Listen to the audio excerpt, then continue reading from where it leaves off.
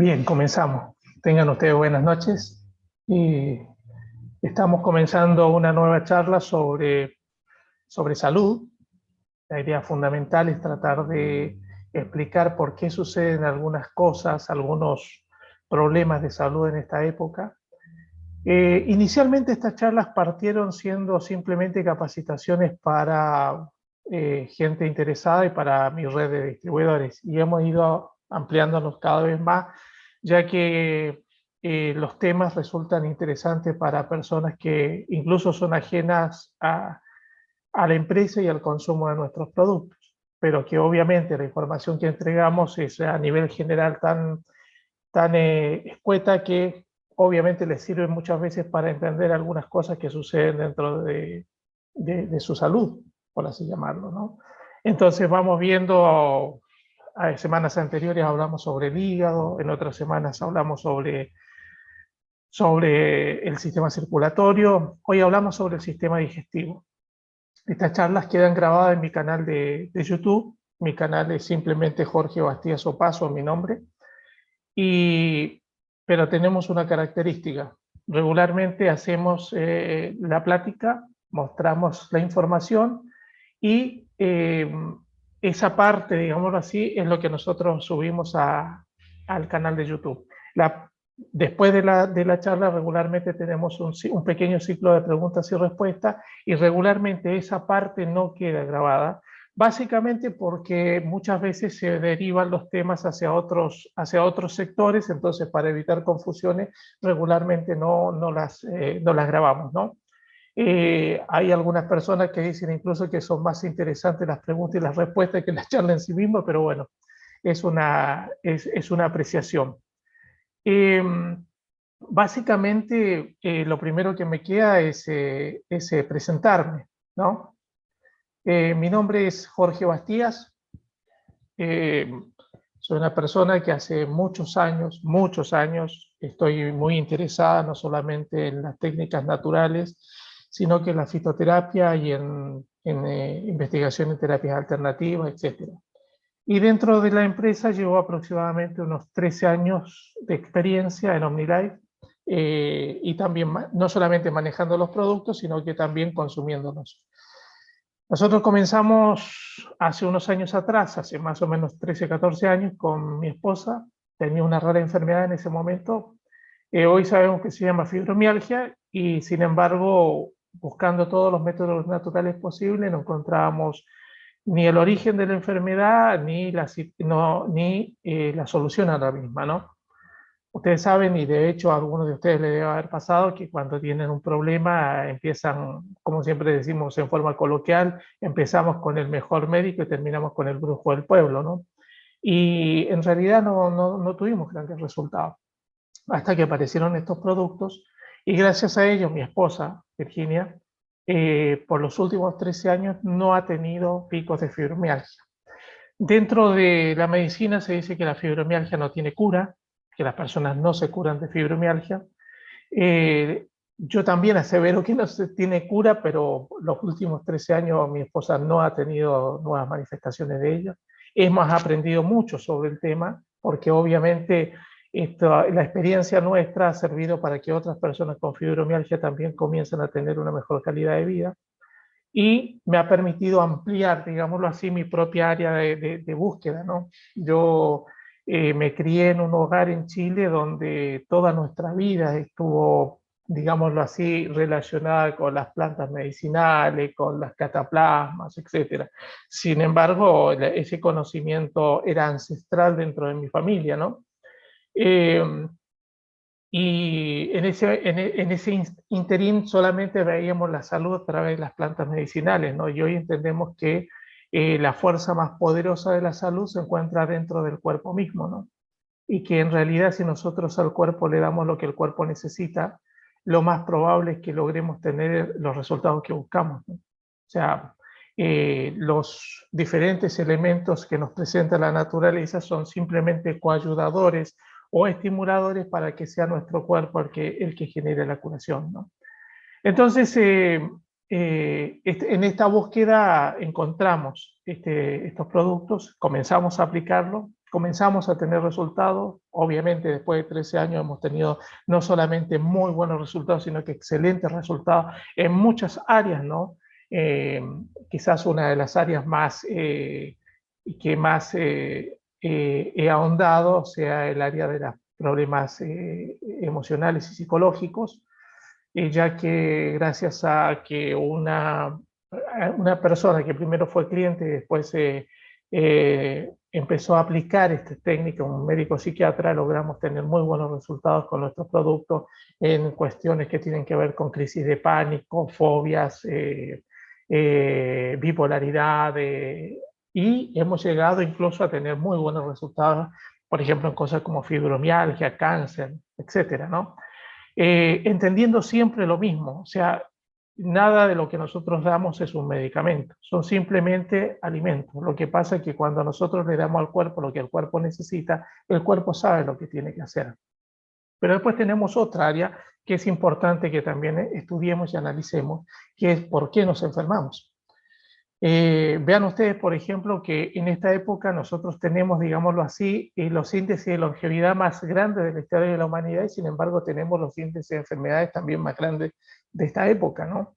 Veamos que hay enfermedades que comenzaron siendo, digámoslo así, propios de una edad, se están transformando en endémicas. Yo me acuerdo que hace unos 40 años atrás, hablar de diabetes era hablar de vejez, era hablar de gente de edad. Es más, era común encontrar personas que decían, no, estoy viejo porque me dio diabetes. Hoy sabemos que nacen chicos con diabetes. Lo mismo está pasando con la artritis. Ya la artritis está dejando de tener edad, ¿no? O sea, la artritis no, deja de ser una enfermedad, entre comillas, de viejo para pasar a ser una enfermedad endémica. Yo vivo en Bahía Blanca, en el sur de la provincia de Buenos Aires, que en Bahía Blanca conozco niños que a los 2 años ya le estaban diagnosticando artritis reumatoidea. Entonces la pregunta que queda es ¿por qué nosotros nos enfermamos? Y obviamente es lo que tratamos de ir respondiendo con todas estas charlas, ¿no? Entendiendo básicamente cómo funciona la naturaleza del cuerpo y cómo nosotros podemos ayudar a esa naturaleza del cuerpo. Regularmente todos nosotros tenemos parte de la información, parte del conocimiento. O sea, por ejemplo, hoy en día toda persona que, por ejemplo, tiene problemas de sobrepeso, regularmente busca algo que lo lleve al peso ideal, entendiendo que hay muchos cambios que tiene que realizar dentro de su salud, ¿no? Dentro de sus costumbres. Por ejemplo, es muy fácil encontrar una persona que diga, no, yo tengo que bajar de peso, puedo bajar de peso, pero tengo que hacer ejercicio, tengo que comer más saludable, etcétera.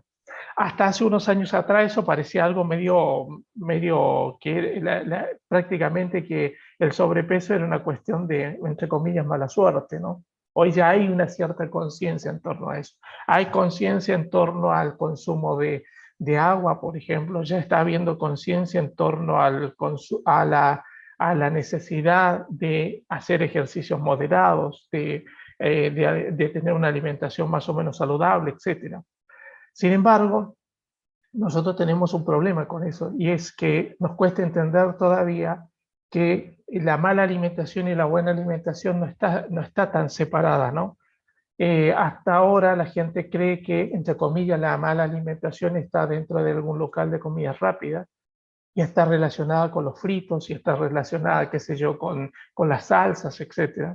Sin embargo, ya sabemos hoy en día que en realidad hasta la mala nutrición está en la verdulería y que, por ejemplo, hay frutas y verduras que tienen un grado de contaminación que hace imposible que nos den una buena nutrición. Ahora bien, hoy en día lo que nos convoca es justamente entender un poco qué es lo que sucede con nuestro sistema digestivo y cómo podemos ayudarlo para que nuestro sistema digestivo funcione mejor. A partir de la pandemia, el año pasado, se hizo ya endémico problemas como el estreñimiento, la colitis, problemas de reflujo, etc. O sea, venían habiendo inconvenientes. Ya los inconvenientes del sistema digestivo comenzaron a partir de los años 60. Cuando termina la Segunda Guerra Mundial, mucha de la industria que estaba, digámoslo así, canalizada hacia lo bélico se transforma en industria focalizada hacia la sociedad. Y algunas cosas, por ejemplo, tenían que ver con tecnología, nuevos motores, nuevas estructuras, nuevos aparatos, pero también aparece la tecnología alimenticia. Por ejemplo, habían descubierto dentro de la Segunda Guerra Mundial que si las harinas se refinaban, no le entraban gorgojo, por lo tanto se podían mantener mucho más tiempo, entre comillas, con calidad de consumo. Obviamente que al estudiar con el tiempo nos damos cuenta de que es lógico que la harina ultra refinada dure más porque prácticamente no tiene nada, o sea, digámoslo así, la naturaleza no es boba y no busca ese tipo de alimentos. Los refinamientos de las harinas comenzaron por allá por la segunda mitad del siglo XIX, pero siempre fue algo muy caro, muy digámoslo así, de delicatez, o sea, cosas muy caras que solamente, digámoslo así, las clases altas de la primera mitad del siglo XX podían acceder a ese tipo de manufactura. Pero después de la Segunda Guerra Mundial se transforma en una cosa endémica. Y es más, llega un momento determinado en que toda la gente comienza al consumo con harina refinada, azúcares refinados, aderezos. También, por ejemplo, una de las tecnologías que habían descubierto los japoneses en el año 1909 era el glutamato monosódico, Kujame, yo lo llamaba, y una de las marcas comerciales más conocidas es Hinomoto. Y habían descubierto, por ejemplo, que las raciones militares, cuando le ponían este aditivo, en el paladar de la persona que lo consumía no aparecía el sabor rancio.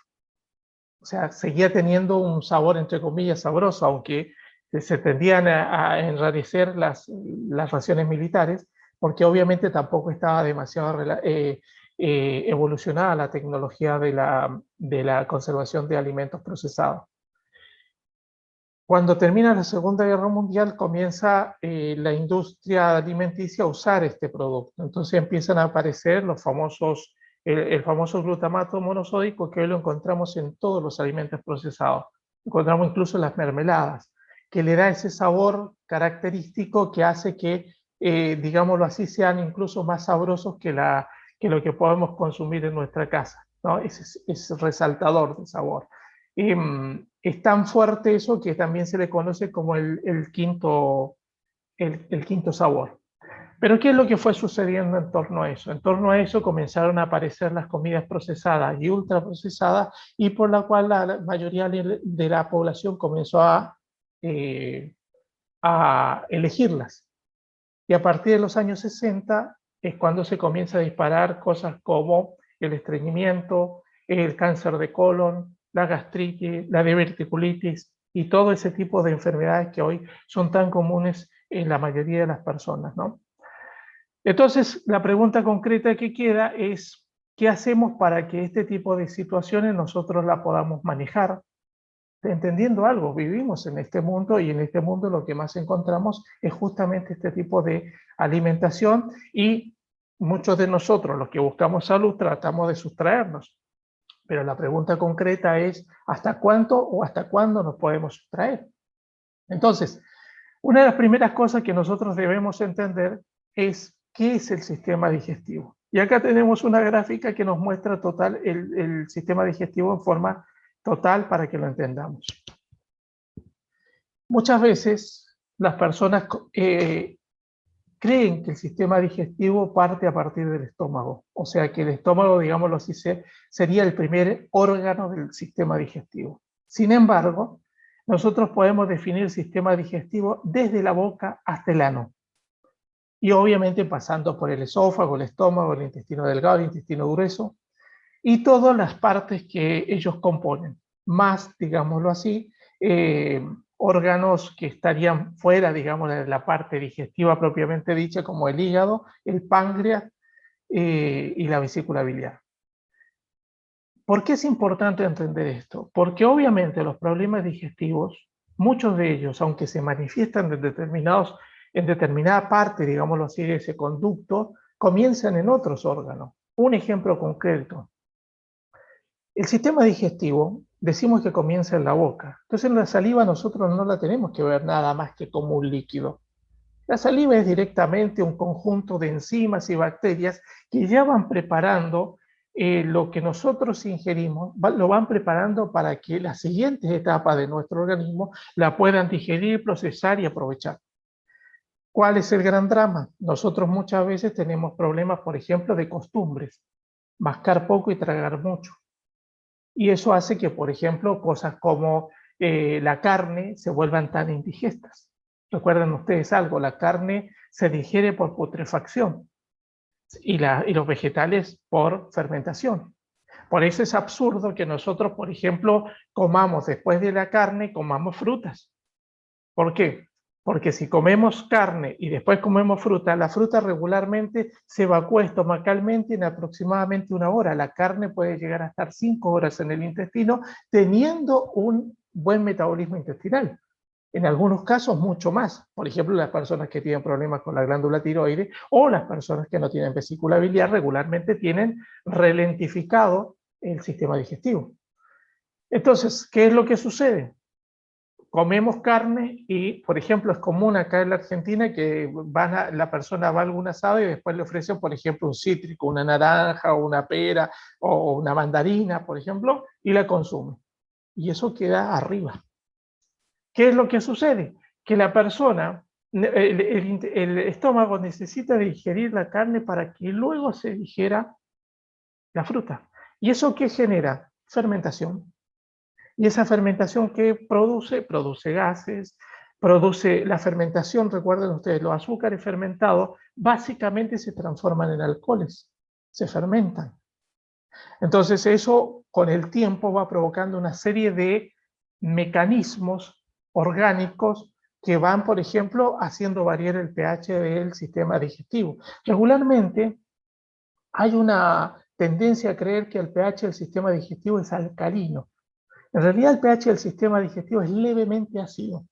Está alrededor del 6, 6,5 de pH, entendiendo que el pH neutro es 7. Pero ¿qué es lo que sucede? Cuando nosotros comemos comidas alcalinas, regularmente ese proceso se hace mucho más dinámico, o sea, la digestión se hace mucho más dinámica. El gran problema es cuando las personas comen comidas demasiado ácidas. Por ejemplo, todo lo que sea frito es muy ácido y eso provoca luego, si la persona tiene algunos inconvenientes, problemas de reflujo y si tiene hernia hiatal, ni hablemos del tema, ¿no? Ahora bien, una de las características que nosotros tenemos que entender es, por ejemplo, la necesidad de tener nuestra boca limpia.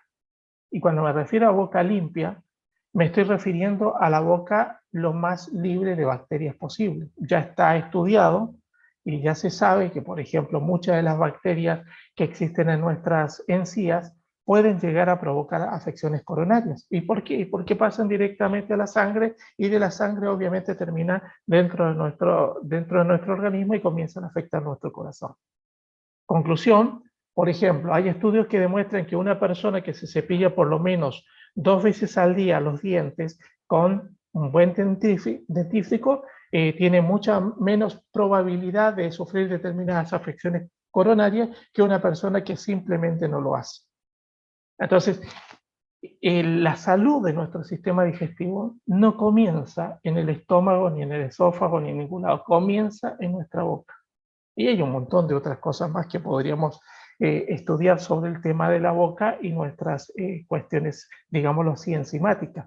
Pero básicamente así entendemos cosas como que los antiguos naturistas, el doctor Kuhn, el doctor Van der, decían que una de las formas de mantener la salud era beber los alimentos y beber los sólidos y masticar los líquidos. O sea, no porque nosotros tomemos agua, por ejemplo, debemos simplemente tragarla. Tenemos que tratar de, no digo de insalivarla, pero de tomarla muy despacio. Y por supuesto, si comemos comidas, tratar de obviamente generar todo ese proceso de tracción mandibular que permite que obviamente el resto de los órganos hagan el menor esfuerzo posible, sobre todo las personas que realmente tienen debilidad en la parte digestiva.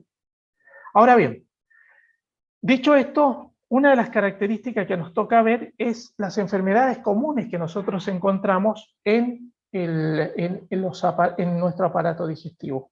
¿Qué enfermedades encontramos? Y encontramos enfermedades básicamente, empezando por el esófago, una de las más comunes es el reflujo gastroesofágico.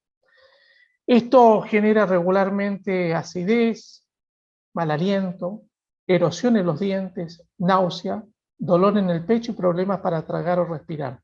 Hay una cosa que es fundamental de comprender con esto, y es así. Cuando hay reflujo, muchas veces las personas piensan solamente sienten el dolor en el esófago. Sin embargo, el reflujo puede subir tanto por nuestro esófago que puede llegar incluso a agredir no solamente nuestros dientes, sino que nuestro tejido conjuntivo en los ojos. Hay muchas personas que pueden llegar a tener incluso conjuntivitis recurrente provocado por el reflujo. Entonces el reflujo no es algo que tengamos que ver como una cosa nada más que pasajera.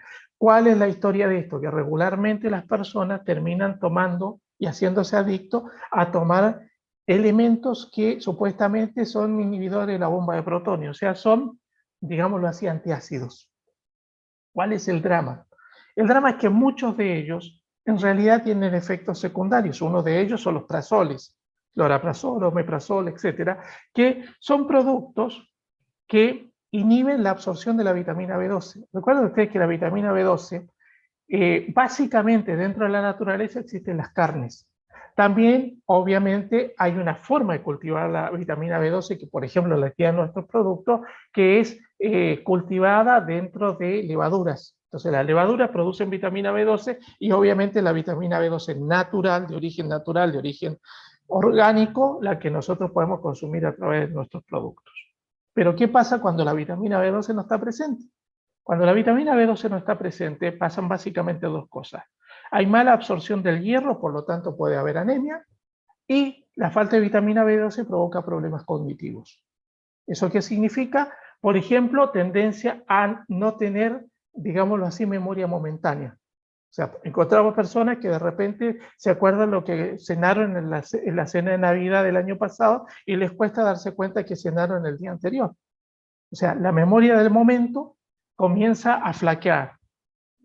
Así encontramos personas que de repente se encuentran con otra en la calle, comienzan a charlar, o nos pasa a nosotros, por ejemplo, vemos una persona, estamos charlando con ella, sabe que conocen a nuestra familia, conoce cosas, digámoslo así, de nuestra intimidad familiar, y nosotros no nos podemos acordar de dónde la conocemos. Sabemos que la conocemos, pero no sabemos ni el nombre ni el lugar donde la conocimos. Ese tipo de cosas que parecería que son cuestiones estrictamente de, digámoslo así, de falta de atención, son cuestiones que tienen que ver con la parte neurológica.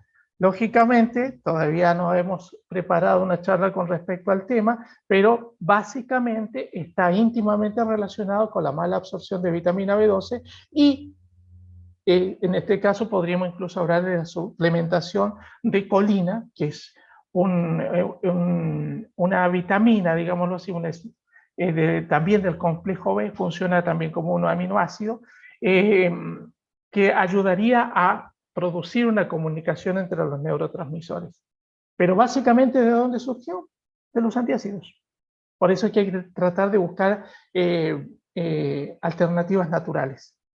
Por el otro lado, regularmente ese tipo de cosas no mejora la situación, es más, la empeora. ¿Por qué? Porque lo que hacen es bajar el nivel de pH del sistema digestivo, bajando la producción de jugo gástrico o de ácido clorhídrico. Entonces, ¿qué es lo que va sucediendo? La persona con menos ácido clorhídrico y el ácido clorhídrico más diluido, las digestiones se les vuelven mucho más problemáticas. Entonces comienza a tener otros problemas dentro del organismo. Sin hablar que hay personas, por ejemplo, que simplemente se descuidan y lo que antes comenzó como un simple reflujo se va transformando dentro del tiempo en una hernia hiatal. Y ahí ya tenemos un problema serio. Vean ustedes la primera imagen que muestra un estómago normal. con el diafragma. En la segunda encuentran una hernia yatal deslizante y en la otra una hernia yatal paraesofágica. ¿Qué significa esto? La hernia yatal es simplemente una parte del intestino que comienza a romper el diafragma y a subir. Cuando aparece este tipo de cosas, obviamente el reflujo se hace totalmente común con la persona. O sea, la persona vive con reflujo, vive con acidez, vive con dolor en la boca del estómago. ¿Y cuál es la diferencia entre el deslizante y el paraesofágico? Básicamente, la rigidez. El deslizante, por ejemplo, una persona que sepa sobre masajes, un quiropráctico, sabe perfectamente que podría llegar a acomodar digámoslo así, esa parte del estómago que subió, acomodarlo y dejarlo debajo del diafragma. Obviamente, una persona que tiene ese problema, bastaría una comida demasiado aderezada, demasiado picante, una amargura, una bronca, para que nuevamente eso vuelva, digámoslo, a decir agresiva, ser agresiva dentro del organismo y vuelve la hernia yatal a subir por sobre el diafragma. En el otro caso ya es más complicado porque directamente penetra en el músculo. Ese tipo de hernia genera mucho dolor en la zona del esófago y regularmente la persona tiene que ser operada cuando llega ahí. Pero ese tipo de personas llegó a ese punto porque en realidad se descuidó un montón. Se descuidó y no entendió, por ejemplo, que ya el reflujo es algo que tiene que solucionar, que es fácil de solucionar. Siempre doy el mismo ejemplo, es el ejemplo del auto. Las personas conocen más su auto que su cuerpo. Es más, muchas personas tienen un auto y escuchan un ruidito y el pequeño ruido lo llevan al mecánico para que el mecánico le saque ese ruidito. Hay personas, por ejemplo, que tienen reflujo y simplemente como está la pastillita supuestamente para que el reflujo no esté, la comienzan a tomar y la hacen crónica, sin entender que lo que tienen que hacer son cambios, modificaciones. En definitiva, una persona que tenga reflujo regularmente no va a llegar nunca a una hernia yatal si esta persona, digámoslo así, toma los recaudos del caso. El extremo de eso incluso puede llegar a ser el cáncer de esófago, que obviamente también es un problema de descuido, porque en realidad la mayoría de las enfermedades, por no decir todas, excepto las que tienen origen de accidente, están basadas simplemente en no escuchar al cuerpo. O sea, el cuerpo no se enferma de un día para otro. Siempre hay un proceso. O sea, lo único que podemos decir que es de un día para otro, qué sé yo, un accidente, qué sé yo, luxarnos una rodilla, quebrarnos una extremidad o algo que sea realmente accidental. Pero regularmente ese tipo de cuestiones internas regularmente van pasando y el cuerpo nos va dando señales. Lo que pasa es que nosotros no las vamos escuchando o las vamos tapando. ¿Las vamos tapando con qué? Por ejemplo, con nuestras responsabilidades. A mí me pasa, por ejemplo, de personas que me preguntan de repente que quieren algún producto, entre comillas, porque se sienten que no pueden parar la cabeza. Por ejemplo, supuestamente tienen energía para todo. Regularmente la persona que dice que tiene energía para todo dentro de 2 años está tirada en una cama con depresión. ¿Y por qué? Porque se le terminó la energía. Estaba usando el tanque, digámoslo así, de reserva. Entonces, nosotros tenemos que entender que el estado óptimo de salud es un estado de armonía, donde la persona duerme, donde la persona come y hace una buena digestión, donde la persona puede respirar sin problemas. Ese es el estado de salud. Y que una persona esté medicada no significa que tiene salud. A mí me pasa, por ejemplo, que de repente hay personas que le preguntan, ¿y cómo anda la presión? No, muy bien, está todo controlado, me medita, estoy bien, estoy sano de la presión. Ah, ¿no toma pastilla para la presión? No, sí, tomo una pastilla, me dan una pastilla o 2 pastillas para tomar. Entonces, no está sano, está controlado, que es diferente. Entonces, ¿qué es lo que sucede? Nosotros, es muy común que en este ámbito de los problemas digestivos aparezcan justamente este tipo de enfermedades. Otra enfermedad que podemos encontrar, que es común, son los cálculos biliares, que si ustedes participaron en la charla de la semana antes pasada, y la pueden encontrar en mi canal de YouTube. Hablamos ampliamente de lo que significaba los cálculos de la vesícula, ¿no? Hablamos mucho sobre el tema porque en realidad, digámoslo así, tenemos toda una serie de problemas que se van generando en torno a eso, como el hígado graso, incluso pueden ser problemas serios como la pancreatitis. Por ejemplo, una persona que tiene cálculos en la vesícula es una persona que tiene que cuidarse extremadamente de lo que come. La persona que no se cuide, tiene cálculo de la vesícula, regularmente termina una noche de un fin de semana a las 3 de la mañana en la guardia de un hospital para que lo operen de urgencia. Se le tapó el colédoco con el cálculo y no sale, y el páncreas se comenzó a hinchar, y obviamente eso es muy peligroso, ¿no?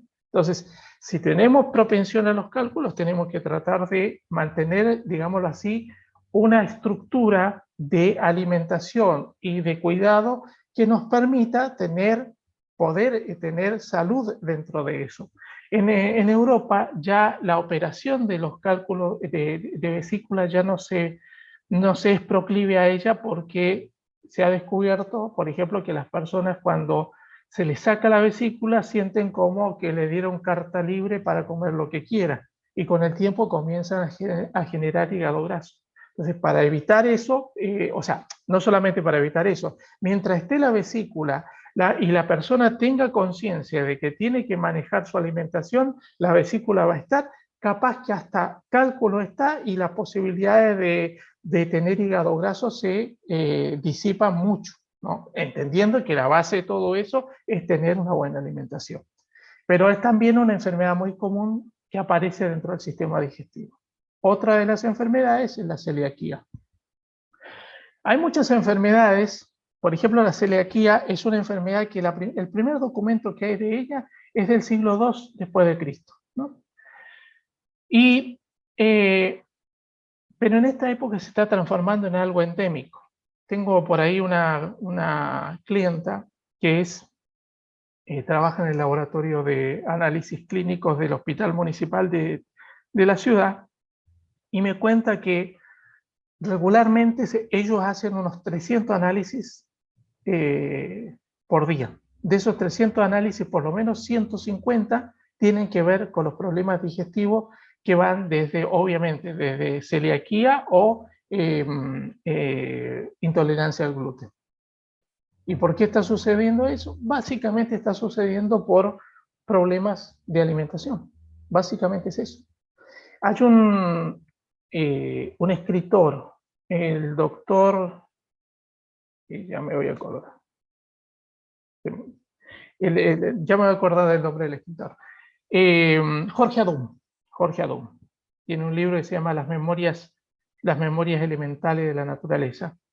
Y una de las cosas que dice el doctor Adum es lo siguiente: dice, para entender lo que es nuestro intestino, hay que entender nuestro intestino como lo que es a nosotros. Nuestro intestino es lo que es las raíces a un árbol. O sea, nosotros absorbemos los nutrientes a través del intestino. El árbol absorbe los nutrientes a través de las raíces. Por lo tanto, cualquier cosa que nosotros le hagamos a las raíces del árbol, como cortar las raíces, como pintar las raíces, como quemar las raíces, hacemos como consecuencia que el árbol muera.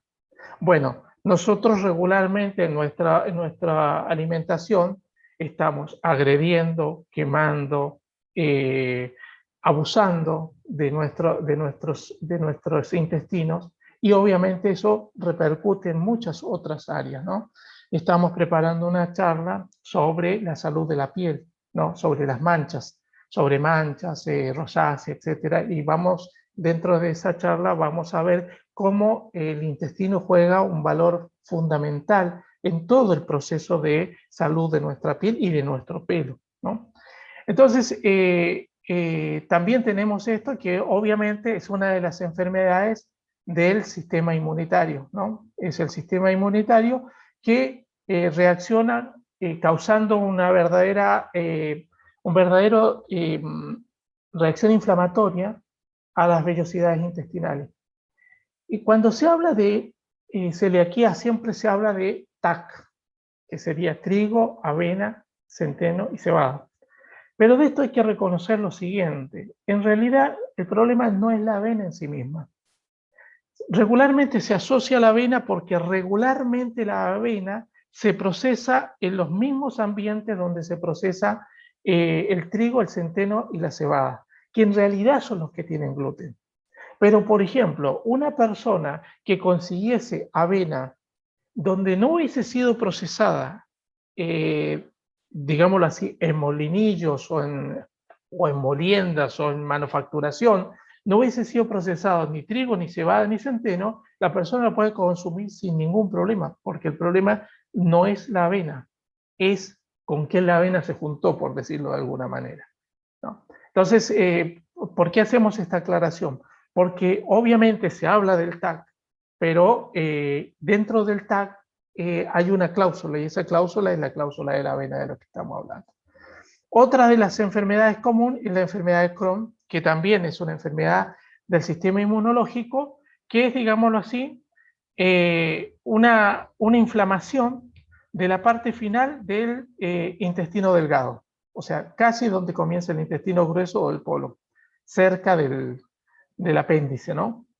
Y eso puede provocar, todas las enfermedades digestivas generan grandes dolores abdominales, en algunos casos diarrea, sangrado, pérdida de peso, fiebre. ¿Y por qué tienen, por ejemplo, generan tanto dolor abdominal? Porque obviamente nuestros intestinos tienen muchas terminaciones nerviosas. Esas terminaciones nerviosas es la que hace entender aquello que dicen los naturistas, que las personas piensan con la cabeza y sienten con el colon. Ya vamos a ver el factor emocional que tienen este tipo de enfermedades dentro de nuestro organismo. Cuando nosotros tenemos nuestro sistema inmune alto, una de las primeras características que sucede es que nuestro sistema inmune sabe seleccionar lo que agrede realmente a nuestro organismo. Cuando nuestro sistema inmune está bajo, no solamente es proclive a determinadas infecciones, sino que también a atacar ciertas zonas de nuestro organismo que considera son ajenas al organismo y las ataca como si fueran absolutamente externas. Una de las enfermedades más comunes es el síndrome de Hashimoto, que es el hipotiroidismo subclínico, donde el sistema inmune ataca la glándula tiroides, suponiendo que la glándula tiroides no pertenece al organismo.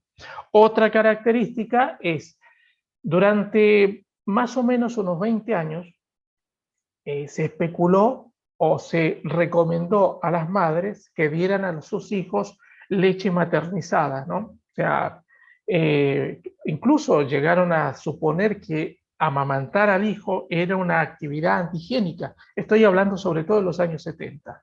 Hasta que se descubrió una cosa que es muy interesante. Se descubrió que una de las grandes causas de la diabetes en los chicos, en los pequeños, es justamente la leche maternizada. ¿Por qué? Se descubrieron que tiene enzimas muy parecidas a las enzimas pancreáticas. Entonces, ¿qué es lo que hace?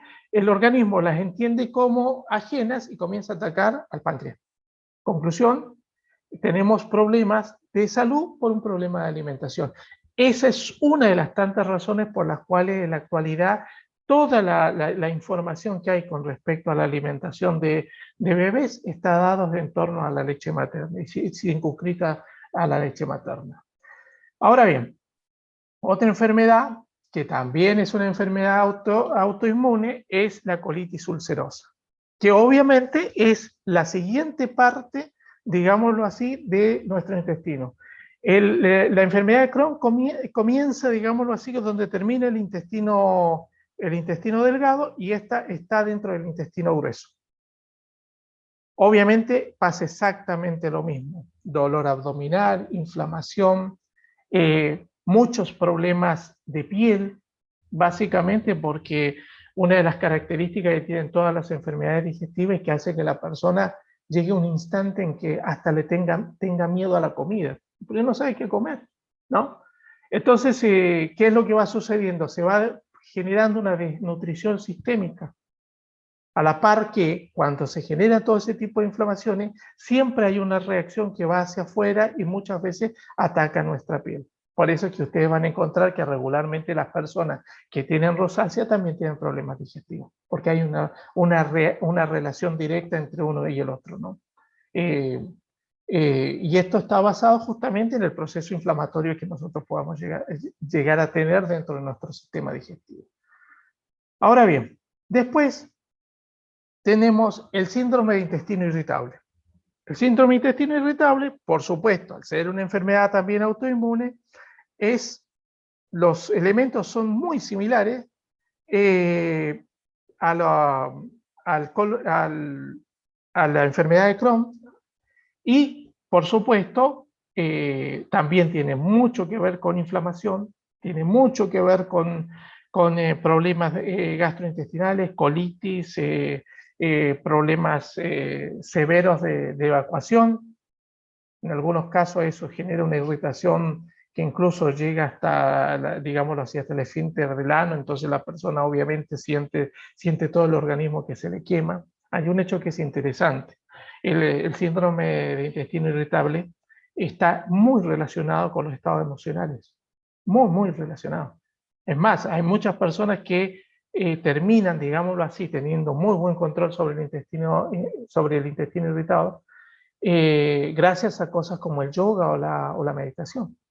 ¿Por qué? Porque, entre comillas, bajan las revoluciones, nuestros estados emocionales se vuelven más acordes y obviamente la persona puede tener una, digámoslo así, una macrobiota, una flora intestinal mucho más saludable, porque también nuestra macrobiota, nuestra flora intestinal, como le llama comúnmente la gente, es muy lábil a los estados emocionales, muy lábil.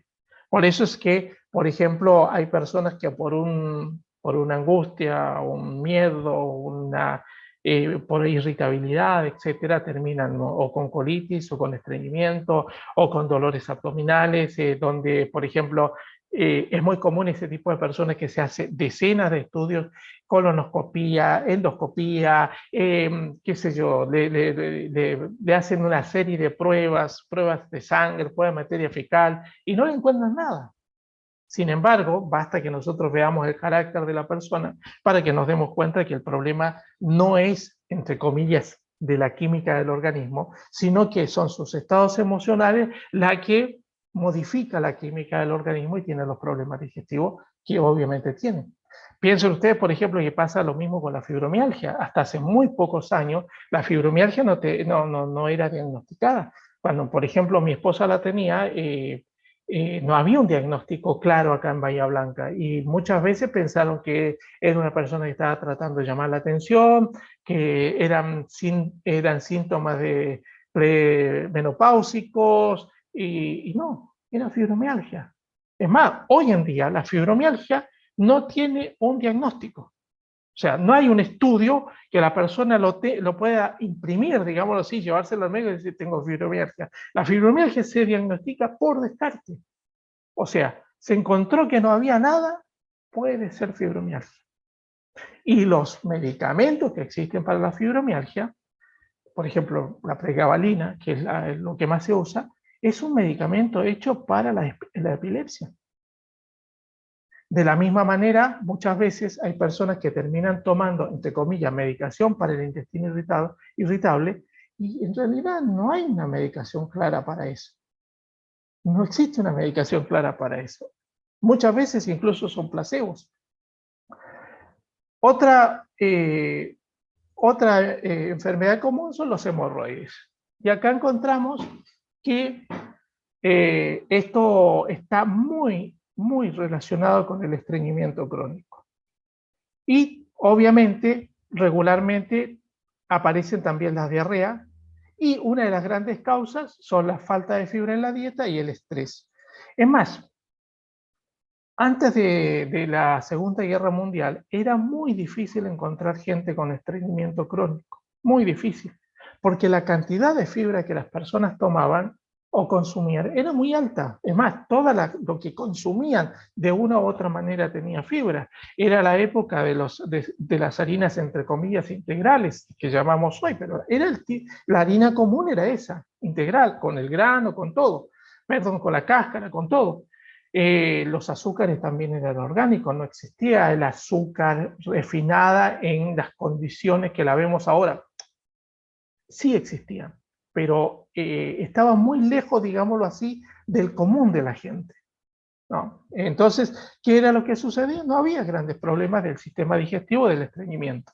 Luego, por los alimentos ultraprocesados, comienza el estreñimiento a hacerse algo crónico. A mí me ha tocado ver personas con estreñimiento de 10 días. Imagínense ustedes lo que significa eso en la parte orgánica. Es como si ustedes tuvieran permanentemente, estuvieran sacando basura digámoslo así, de lo cotidiano y la estuvieran acumulando en algún lugar de la casa. Llega un instante en que eso es un conjunto de bacterias, de fermentaciones, digámoslo así, de todo tipo de contaminación. Una persona obviamente que no elimina lo que tiene que eliminar, obviamente intoxica todo su organismo, no solamente el intestino, intoxica su torrente sanguíneo, sus pulmones, su piel y el resto de los órganos, ¿no? Es más, es muy común encontrar, por ejemplo, uno de los estudios muestra que regularmente el estreñimiento está más proclive a la parte femenina que a la parte masculina. Y la razón no es solamente hormonal, es cultural. La mujer regularmente, por cultura, tiende a relegar sus problemas fisiológicos por obligaciones. O sea, no va al baño por los hijos, o relega ir al baño por los hijos, por la comida, por el esposo, por el trabajo, etc. Llega un instante en que nuestro cerebro dice, bueno, no habrá que ir al baño. Y cuando ella quiere ir, ya no tiene ganas, porque el mecanismo cerebral que estimulaba la eliminación ya no está más. Entonces, ¿qué va sucediendo? Va sucediendo que la persona con el tiempo va haciéndose más complicado, no solamente por la alimentación, sino por las costumbres. Recuerden algo, hay cosas que nuestro organismo fisiológicamente las hace en el momento justo y con la necesidad justa. Por eso es que la persona tiene que tratar de, entre comillas, ir al baño cuando su cuerpo se lo pida, no más tarde. O sea, y eso es cultural. Vean ustedes algo, es muy difícil encontrar, por ejemplo, una mujer madre que vaya al baño con la puerta cerrada. Regularmente está el proceso de la obligación, de la responsabilidad, pujando, digámoslo así, con sus necesidades fisiológicas. Y esa es una de las características que hace que, por ejemplo, haya a veces más estreñimiento, sobre todo en la cultura occidental, en la mujer que en el hombre, por cuestiones culturales. Además de, podemos agregar falta de fibra, comida chatarra, etcétera, ¿no? Pero hay una cuestión, un componente cultural que también lo hace. Y eso obviamente va a generar, junto con el estreñimiento, problemas que pueden derivar en hemorroides, ¿no? Que obviamente luego eso le va a generar un montón de otros problemas. Por ejemplo, si tiene que trabajar sentado, va a ser muy complicado para una persona que trabaja sentado que tenga las posibilidades de estar tranquilo, ¿no? Va a tener problemas, por ejemplo, he conocido personas que el solo hecho de sentir, entre comillas, las ganas de ir al baño, la pone en una situación de estrés horroroso porque ya empezó a pensar el dolor que eso le va a causar. Y obviamente eso sucede. Lo que pasa es que para todo ese tipo de cosas siempre hay soluciones. Y las soluciones no están ajenas al cuerpo, son parte del cuerpo, porque esos mecanismos están. O sea, si ustedes se dan cuenta de todo lo que hemos hablado, de todo este tipo de afecciones, siempre el valor central ha sido la cuestión de la salud de nuestro organismo. Lo que pasa es que nosotros lo tenemos que ayudar, tenemos que colaborar con él. Entonces, por ejemplo, vean ustedes lo que pasa con los divertículos, que es otra de las tantas enfermedades, ¿no? Son pequeñas bolsitas que van apareciendo dentro de nuestro sistema digestivo y regularmente lo que generan, por ejemplo, son sangrado, fiebre, dolor abdominal. Todas estas enfermedades son muy dolorosas Y el problema es que si la persona no presenta síntomas, puede ser diverticulitis, ¿no? Esa es la diferencia entre diverticulitis y diverticulosis, ¿no? Básicamente, y se dice que, por ejemplo, la persona no debería comer tomate por la semilla, por la cáscara, evitar las hojas de verdes, etc. Pero hay un hecho concreto, son pequeñas vesículas que se inflaman. Pero si nosotros tenemos un elemento que permita que esas pequeñas vesiculitas estén limpias, la inflamación no es posible. O sea, lo que nosotros necesitamos es irlo limpiando. El problema es saber cómo y con qué.